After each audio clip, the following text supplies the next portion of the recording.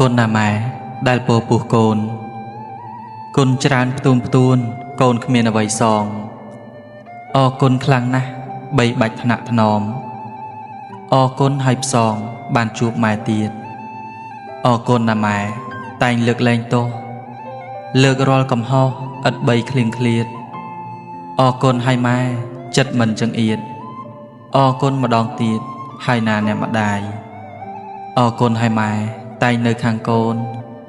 ទោះធ្លាក់ដល់សូន្យម៉ែនៅក្បែរកាយកូនឲ្យម៉ែដែលមិនឃ្លាតឆ្ងាយ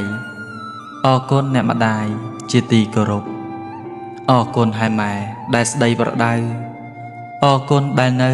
ក្បែរកូនថ្ងៃយប់កូនខ្លាំងណាស់អ្នកម៉ែជាម្លប់